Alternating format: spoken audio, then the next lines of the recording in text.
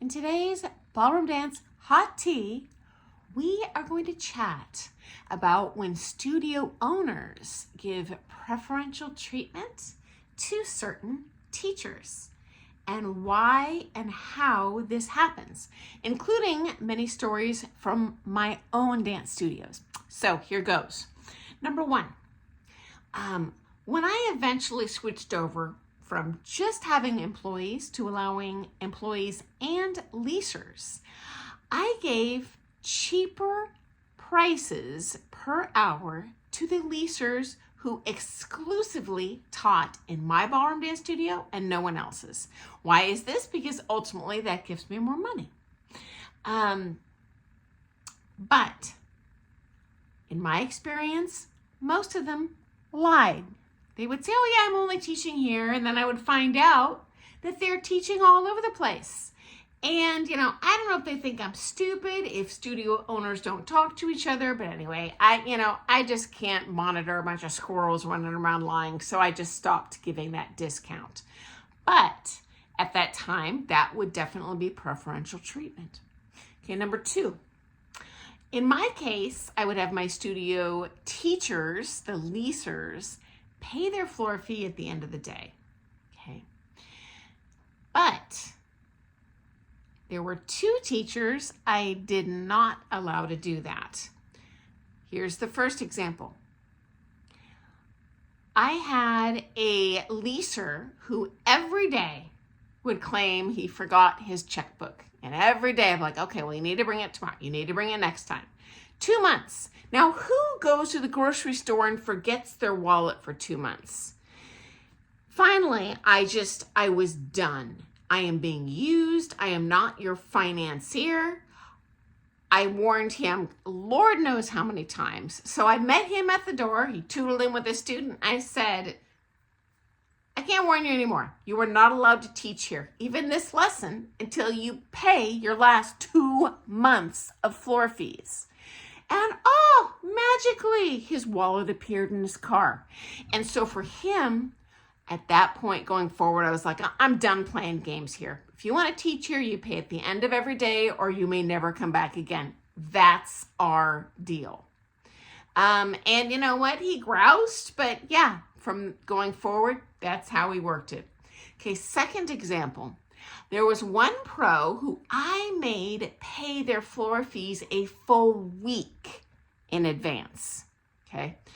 And when he found out, he was filled with rage. As a matter of fact, I was sitting out in my car. I had my baby in the car. I didn't want to wake her up. You know how that goes, moms. And when he first found out, he went running out to my car, banging on my car window, dropping swear words about why was he prepaying, everyone else wasn't, blah, blah, blah, blah, blah, discrimination, blah, blah, blah, blah. Here's what was going on behind the scenes. Unbeknownst to him, I had spoken with several friends, studio owners, other professionals I competed with over the years in other parts of the country. He had worked in their studios. I don't just bring someone in blind when I can get, a character reference. I'm not even going to bother asking. These are my friends. I'm going to give them a shout out. Hey, what's the deal with this pro? Well, turns out this nugget had skipped town on several studios. Those are the ones that I know of. And he did not pay all the floor fees that he owed the studio owner. Just straight up ghosted town, threw them under the bus. And they're like, well, you can have him teach there, but I recommend you have him prepay. And so that's what I did. Now, I never told him that I had those conversations, okay? I don't want to out my friends for being honest and helping me. But yeah, I'm sure he and that other guy probably told all their students what a jerk I am. I'm unfair. They're being treated worse than everyone else. And was I treating them worse than every other teacher? Absolutely. But now you know why. It was 100% founded in their own consequences for poor choices, okay? Okay, next up. Whenever I would sponsor a pro on an international work visa, they would inevitably end up being paid a lot more than the other employees. Not just in terms of dollar value, but in terms of what ended up you could work out to be a commission, okay? Here's why. Wasn't because I like them more or I want to treat them better. It is a legal requirement, at least in the United States, and that's where I'm broadcasting from. You have to jump through all these hoops of approval to be able to sponsor someone here to come and teach and work on an international work visa. One of those requirements is that you must guarantee that you will pay them more than what they call the prevailing wage. The government determines what the industry average is for a person of this skill level working as an American citizen in this country. So I, as the employer sponsoring, have to guarantee I'll pay that international person more than I would have paid an American to do so. And so I understand why the government does this. They don't want people coming in and taking jobs away from Americans. So I get it. But as a result, I was legally required to guarantee very high wages for all of these, anyone that you sponsor on an international work visa. So if that's going on in your studio, that it's not that they don't like you, it's that they can't afford to pay everyone that much, and they want to provide that particular teacher for their clientele.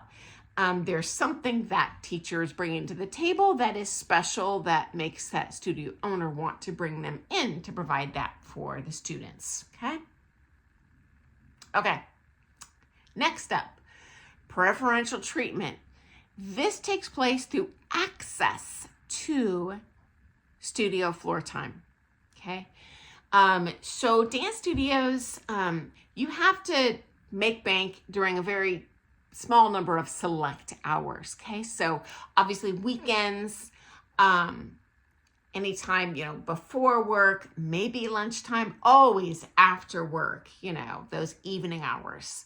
You're probably going to be fully booked. And at least for me, when I owned a studio, even though I had 3 full-size ballrooms, guys, at night, we were crazy busy, okay? So, and I do want to cultivate enough space to have a positive learning environment. So, for example, I don't recall, very rare that I would put, for example, 2 group classes in one room. Even, the room that was 110 feet by 50 feet. It was a very large room. I did have room dividers that could come out, and I would occasionally bring those out. But for the most part, if someone wanted a prime time slot, I would always give that to the employees before I would give it to the leasers. In terms of employees, I would give priority time slot to the employee that's going to bring in the most students. I found some styles were not popular. Some teachers were not popular. Even championship level pros. Teaching, cultivating clientele, it's a different skill set than dancing. Likewise, I had very popular, just very social pros. Well, honestly, if I'm keeping a percentage as paying them commission, I'm going to book that busy person more than the person who has 2 students. Not that I like one more than the other. I just need to be able to pay my bills, okay? And guys, actually, this is why I ended up, I very, very, very rarely now teach at my ballroom, which is still open. One of my students took over. Love her. I love the ballroom. We are still very, very, very, very tight friends. But I just was having a difficult time getting those time slots that I needed to book people. And a few times they made booking mistakes, even though I had pre-reserved the spot and I was kicked out. I get it. as a business owner, that is your privilege, and you're going to do what you need to do to make money. But in my case, I was just like, yeah, I need to move to a place that I can, kind of reliably get times that are just going to work for my students. And she is not mad at me at all. She totally understands. And likewise, guys, when she worked in my studio and she changed from employee to leaser, you know what? She had to take the short end of the stick, and I would give preferential treatment to employees over her for who got the room. And so I think most teachers understand that this is just, you're just trying to make ends meet as best you can as the studio owner. But you know what? I've also seen teachers have a real bee in their craw because they think, sometimes legitimately, you're treating another teacher better than them. But guys, it's not for no reason at all. I'll tell you that. I have to interject here, guys. I finished this video and it was crazy long. And I don't want you to miss out because there is a lot of stuff going on under the sheets that you might not know about as a student or even as a teacher in a ballroom dance studio. So I am going to follow up on this video within the next couple days. So you can hear more about why there are people that legit are being treated better than others in the studio. So I look forward to seeing you first thing tomorrow morning. We're going to touch on a different topic tomorrow. I like to mix it up, whether it's, comp, strategies, ballroom in popular culture, all that stuff. But I guarantee we're going to jump back into this business stuff because several of you have expressed interest in learning more about kind of the money stuff. So I'll see you tomorrow morning. Toodles.